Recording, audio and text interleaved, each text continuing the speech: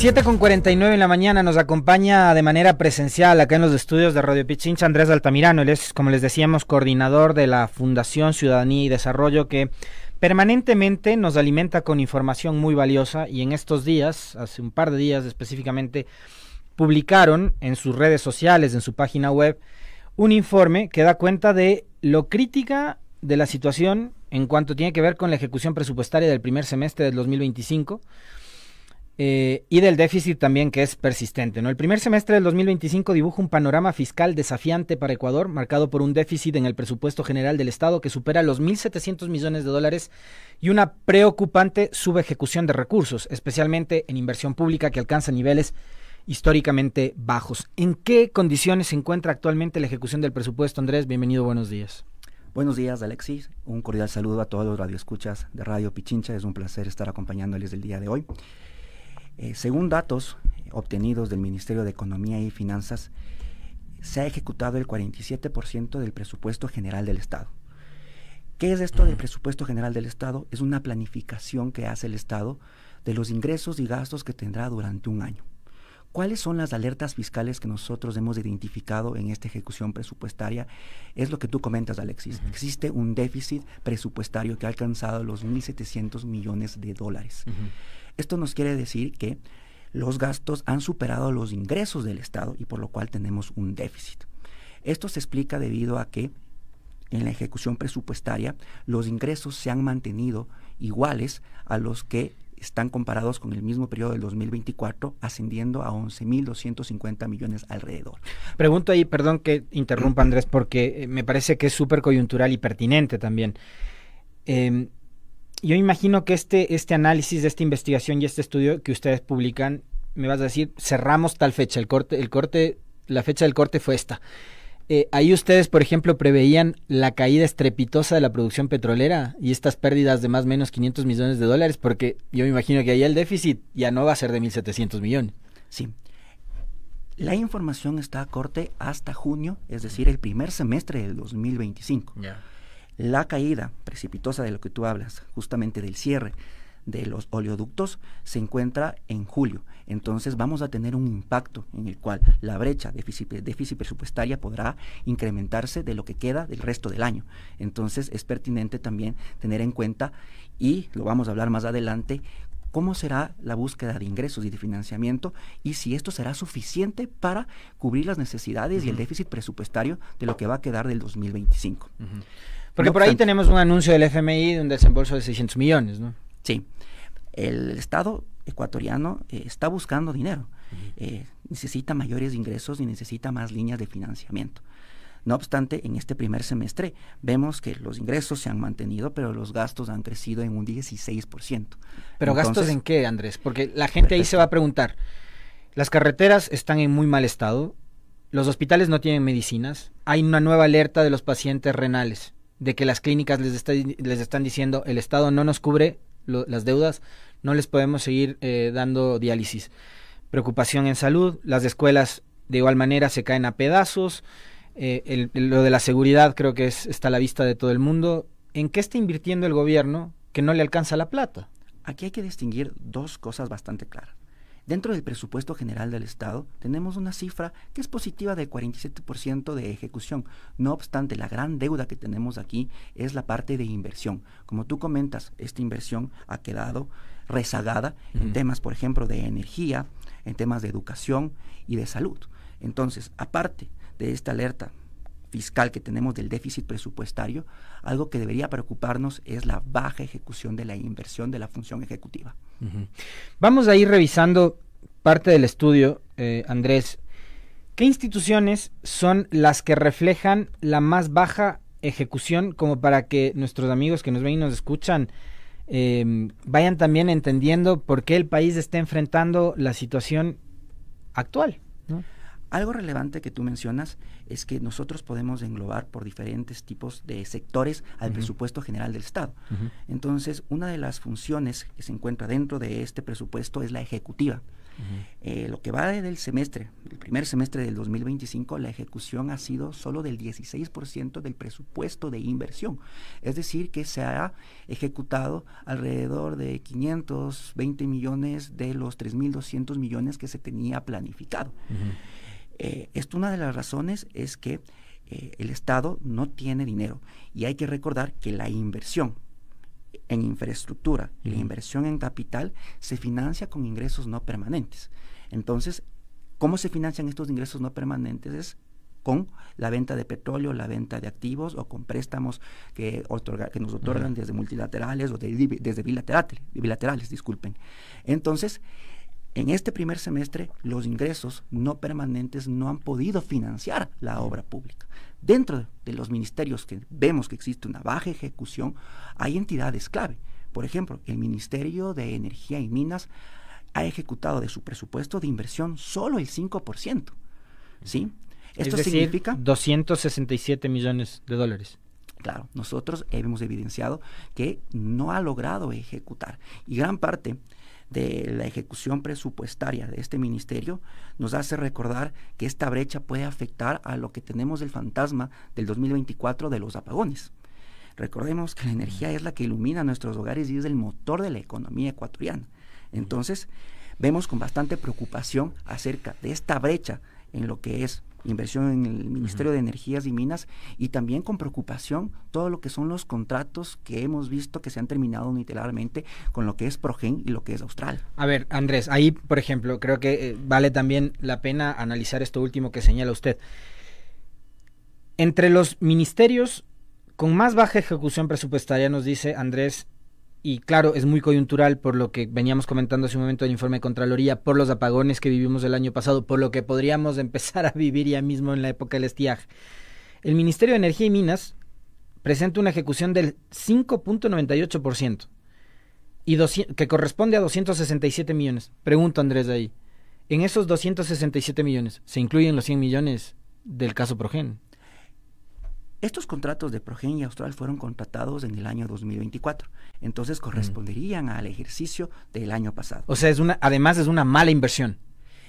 Claro, lo que se tiene con Progen es un contrato del Estado para suplir una emergencia en la que nos encontrábamos del 2024, que tenía que haber sido ejecutado de una forma célere, debido a que una emergencia se contrata debido a que es urgente.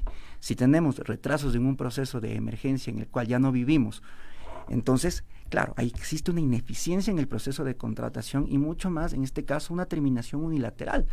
No tenemos todavía la generación eléctrica, y ahora el Estado está perdiendo más de 150 millones de dólares debido a estos procesos de contratos. Hay otros casos que también son bastante preocupantes por las áreas a las que se deben, ¿no? Ministerio de Educación, con un presupuesto codificado de 865.74 millones de dólares para inversión, solo ha ejecutado el 9.37%. Ministerio de Salud mostró una ejecución de apenas el 11.86% de 422 millones de dólares. Ministerio de Transporte y Obras Públicas, con un presupuesto codificado de 307.78 millones de dólares para inversión, ha ejecutado apenas el 19.14%. Y eso que ellos por lo menos algo se acercan al 20%. Hay uno...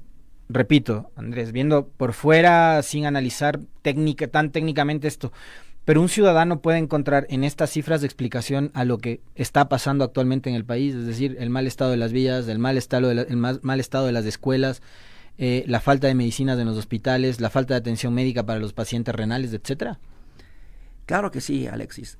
Debemos recordar que la inversión y los gastos en capital son variables que permiten tener la construcción de obras, por ejemplo, el mantenimiento de carreteras, la construcción de hospitales, y también permite la compra de bienes de larga duración, que son equipos que permite también, por ejemplo, en la área de los hospitales, tener las diálisis, poder atender a los pacientes. Entonces, este impacto de la baja inversión se siente en la población ecuatoriana, y mucho más aún cuando vemos que la primera variable que siempre es sacrificada en una época de déficit presupuestario es la inversión. Y ahora, mucho más aún, vamos a ver cómo en el segundo semestre estas oportunidades de mejora que puede tener el gobierno para poder implementar mecanismos o acciones, se pueda tener una mejor ejecución de la inversión. Tú comentabas que el sector social, educación, el sector de salud, se encuentra con bajos niveles de inversión.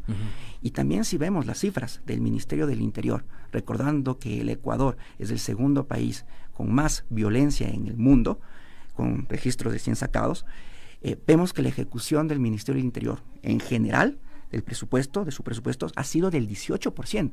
Entonces, esta brecha que existe en la ejecución presupuestaria con las altas tasas de violencia que nosotros tenemos van a impactar seguramente en lo que estamos viviendo actualmente los ecuatorianos. Y ahora que menciona el tema de la seguridad, importantísimo, Andrés, el Ministerio de Defensa apenas 10% de ejecución del presupuesto.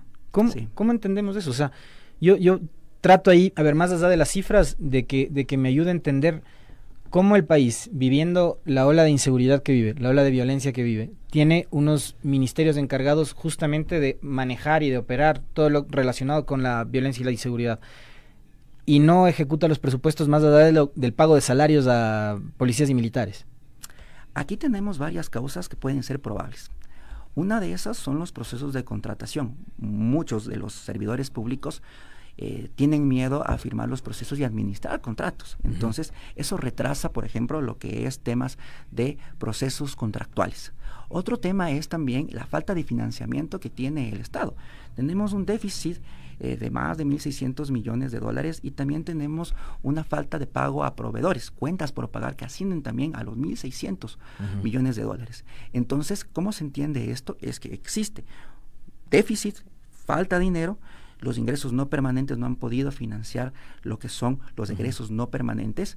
Entonces, de esta manera el Estado actualmente se encuentra sin mucho dinero y lo que tiene que hacer es buscar financiamiento y otros recursos disponibles. Lo hemos visto con los recientes anuncios que ha estado realizando el gobierno. Con la gira china, por ejemplo, con la gira y china, lo relacionado con España. Con Power, Power no sé qué, que le van a delegar la administración de Coca-Cola Sinclair, etcétera. Sí. Nosotros vemos como alternativas para poder salir de estos déficits presupuestarios y poder también generar este dinamismo a través de la inversión pública, por ejemplo, las alianzas público-privadas, también las inversiones extranjeras. Se ha anunciado una inversión de 600 millones de este grupo español, Cox Energy, en el cual se va a invertir para un parque solar y también para una línea de transmisión. Creo que ese tipo de acciones son lo que marca el camino para tener políticas más sustentables en el tiempo y que permitan el crecimiento. Entonces, estamos evidentemente frente a una situación de un déficit presupuestario, una baja inversión, más bien una inversión crítica. Entonces, el Estado tiene que empezar a gestionar y que esta gestión no solo quede en actividades aisladas, sino que se conviertan en políticas sustentables. Otra manera también en la que el Estado puede conseguir ingresos es mediante lo que es la recaudación tributaria, mejorar la eficiencia de la recaudación tributaria. Vemos que el gasto tributario, por el mismo informe de los servicios de rentas internas, llega al 4% del Producto Interno Bruto. Hay exenciones, hay deducciones del pago de impuestos que podrían haberse analizado, que se pueden analizar y realizar un inventario de esas exoneraciones para poder ver en dónde se puede, realizando un análisis de impacto de costo-beneficio, tratar de hacer más eficiente la recaudación tributaria. Entre otros temas también se puede a través de la facturación electrónica, un mecanismo muy importante, tratar de hacer cruce de información con otras instituciones. Ahora, de lo que conozco, uno de los problemas que ha tenido el Servicio de Rentas Internas es el cruce de información con otros sistemas operativos. Es importante tener la interoperabilidad de la información con el fin de poder detectar, por ejemplo, posibles casos de elusión o evasión tributaria. Entonces, tiene que haber ciertas alternativas para la crisis que actualmente estamos pasando.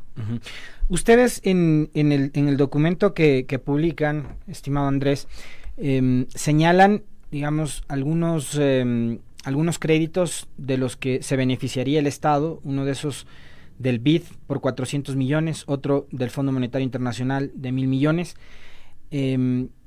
y algunas cargas tributarias de las cuales el Estado podría sacar algún tipo de renta, ¿no? La fiscalización minera por 200 millones, el alza de tarifas eléctricas para empresas de alto voltaje, que podría significar algo así como 256 millones, y la eliminación del subsidio al diésel, pero que son 42 millones, etcétera. ¿Pero con eso alcanza o no? Actualmente, o sea, se cierra un poquito la brecha, pero... Actualmente, cuando vemos las proyecciones, esto probablemente no alcance para lo que es del segundo semestre del año. Ahí la importancia de lo que tú acabas de mencionar, hacernos la pregunta y que el gobierno se haga la inquietud, ¿realmente la gestión que se está realizando va a alcanzar para poder cumplir con los ingresos necesarios y las líneas de financiamiento para cubrir las necesidades de los ecuatorianos? Ahora mucho más aún con lo que vivimos, la crisis del transporte del petróleo por los oleoductos cerrados. Esto va a impactar en el segundo semestre y mucho más en la inversión. Y a ver, ahora que menciona eso también, Andrés, lo que ha sucedido con el SOTE, ¿tiene que ver en alguna medida también con la baja inversión de las empresas públicas, en este caso Petroecuador, con sus instalaciones? ¿Qué está pasando con la inversión pública a nivel de sectores estratégicos, específicamente hidrocarburos? A ver, nosotros tenemos empresas públicas dentro del sector público, valga la redundancia. Dentro de estas empresas lo que se ha visto es que se ha rezagado o se ha cambiado el consumo de inversión por el consumo de capital. Entonces, en esta transferencia se ha perdido mantenimientos, por ejemplo, importantes que se tendría que haber realizado a la infraestructura petrolera. Se ha perdido también la oportunidad de tener alternativas que los ecuatorianos ya conocen sobre la vida útil del proyecto, que es del oleoducto, tanto del SOTE como del de Petroecuador manejado. Entonces, hemos evidenciado y se ha evidenciado que existe esta transferencia o este tipo de desconexión entre lo que es la inversión de capital y la inversión en infraestructura pública. Entonces, evidentemente, lo que estamos pasando en el Ecuador se debe a lo que es la erosión del río Coca. No obstante, también ha sido acompañada por una falta de planificación en lo que es mantenimientos y la construcción de infraestructura pública. Esto no es solo de este gobierno, sino también de que a nivel general y a nivel mundial, la primera variable que se ajusta cuando existe déficit presupuestario, cuando no existe dinero, es la inversión. Y esto ya hemos visto que en alrededor de 5 años las inversiones que se han realizado en el Estado no han tenido un mantenimiento correcto. Ahora, en los últimos días el gobierno, a través del Banco Central y sus boletines, ha publicado una información que tiene que ver con un aparente crecimiento, dicen, de al menos 3.4%. Pero uno lee las conclusiones del documento que ustedes publican y nos dicen, con estas condiciones es muy difícil que el Ecuador pueda mantener o sostener un nivel de crecimiento económico. ¿Cómo empatamos entonces esas cifras de supuesto crecimiento de 3.4 con esta bajísima ejecución de los presupuestos en cuanto tiene que ver con inversión pública, cuando vemos que la inversión privada también en este país es paupérrima? Sí. Es importante mencionar que el Banco Central del Ecuador mide la economía pública, en general, ¿sí? Parte de la economía en general se encuentra el presupuesto general del Estado. Entonces, cuando el Banco Central presenta las cifras de crecimiento del primer semestre, está hablando de la medición del ciclo económico y del Producto Interno Bruto, que principalmente ha sido generada este crecimiento por el consumo de los hogares y por las exportaciones, ¿sí? Entonces, ¿por qué se ha habido un incremento o una mejora en la economía en este primer trimestre? Es debido a lo que es la inversión privada y lo que es el consumo de hogares y también la dinamización de las exportaciones. ¿Cómo hacemos y cómo atamos con el presupuesto general del Estado? Es que la inversión pública depende de lo que es el presupuesto.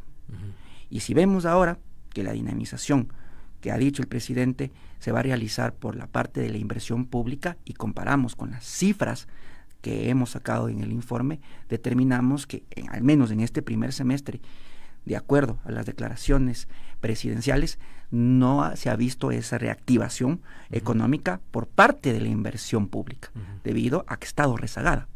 De aquí, de lo que queda en el segundo semestre, esto es una oportunidad para que los ofrecimientos de gobierno se puedan plasmar y que la inversión y la reactivación económica se pueda hacer también desde el lado público. Ahora, Andrés, hay algunos analistas económicos que han atado esas cifras que yo le mencionaba del Banco Central con, por ejemplo, la inyección económica que puso el gobierno a partir de la entrega de bonos, ¿no? En la etapa electoral hubo muchos bonos, una cifra creo que cercana a los $500 millones en entrega de bonos durante la etapa de campaña, y algunos analistas, insisto, señalan que eso se debió a esa inyección económica. Pero es un tema coyuntural, es un tema en un momento determinado del calendario. Y pregunto, ¿esos bonos son y pueden ser considerados inversión o no? No. Es gasto corriente. Es gasto corriente. Entonces, algo que se debe tener claro y cómo se administra el presupuesto general del Estado, nosotros tenemos gastos corrientes, gastos de inversión, gastos de capital y gastos de financiamiento. Nosotros como observatorio también observamos que en el primer trimestre del 2025 existió un creciente gasto público en lo que es, por ejemplo, aumento de bonos, las compensaciones que tuvieron los militares. Claro, tendríamos que pensar si este tipo de compensaciones respondieron a una lógica mismo del Estado o si no fueron utilizados también como una manera de campaña. Política clientelar. Sí, entonces en muchos países de Latinoamérica existen estudios de cómo se utiliza el gasto público justamente en épocas electorales. Veamos cómo se comporta este tipo de compensaciones y de bonos en lo que queda del 2025. Hay que recordar que ahora nosotros tenemos un déficit presupuestario y que en lo que va del 2025 se nos hace muy difícil ingresar a mercados internacionales debido a nuestro riesgo país. Hay que reconocer que el riesgo ha bajado a menos de 900 puntos, no obstante, eso no nos permite todavía emitir bonos soberanos para acceder a mercados internacionales. Entonces, una puerta está cerrada. Veamos cuáles van a ser esas ventanas que el gobierno abre para que exista mayores ingresos y líneas de financiamiento. Andrés, para ir cerrando, muy interesantes los datos, la investigación que ustedes han hecho. Me preguntaban, claro que yo viendo las láminas y todo el documento encuentro únicamente análisis e investigación de lo que tiene que ver con el Ejecutivo y sus ministerios, sus dependencias, incluso no solo empresas públicas, sino también universidades, etcétera. Otras funciones del Estado están siendo sometidas a estos niveles de veeduría y de investigación por parte de ustedes, porque me preguntaban si es que tienen datos de la ejecución presupuestaria, por ejemplo, del Consejo de la Judicatura, ya que ahora está metido en el asunto de la polémica Godoy y su combo. Sí, nosotros dentro del presupuesto general del Estado se analiza también las funciones que pertenecen al presupuesto. En eso también encontramos el Consejo Nacional Electoral, encontramos a la función judicial. Entonces, para la ciudadanía que nos escucha, el presupuesto general del Estado abarca entidades de la función ejecutiva, entidades de la función judicial, entidades de la función de transparencia, de electoral, y el análisis es integral. Lo que excluye, por ejemplo, son lo que es ejecución de gobiernos autónomos descentralizados, la ejecución de la seguridad social, que quedan por parte o afuera del presupuesto general del Estado. Nosotros, como observatorio, lo que hacemos es analizar de forma conjunta varias instituciones. Entre esos, por ejemplo, hemos hecho informes del Consejo de la Judicatura con las compras que se han realizado. También planificamos realizar ciertos informes a otras funciones del Estado. Nuestro interés es que exista mejor eficiencia en el gasto público y que igual se transparente cómo se está gastando el dinero de todos.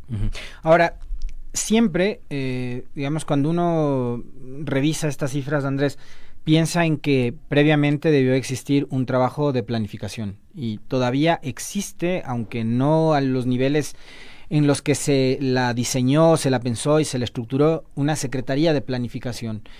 ¿Cuál debería ser el rol que cumpla un ministerio de ese nivel, de esa categoría, para dar seguimiento justamente a la ejecución de los presupuestos y a la planificación que hace el gobierno cada inicio de año? Todo lo que se encuentra en el ciclo presupuestario, porque esto tiene que ver con la planificación del ciclo, se encuentra atado. Una de las entidades clave es lo que tú comentas, Alexis, es la Secretaría de Planificación. Esta secretaría juega un rol en coordinar y hacer un seguimiento de la planificación de gobierno. Y si lo atamos a lo que hemos identificado de inversión, la Secretaría también tiene un rol de monitoreo acerca de cómo se está invirtiendo en el país. Entonces, algo que hemos evidenciado es que a veces se dificulta realizar el monitoreo de la inversión en infraestructura pública. Y te comento y te adelanto que como fundación somos parte también de un grupo multisectorial que se denomina COS para la transparencia de la infraestructura pública.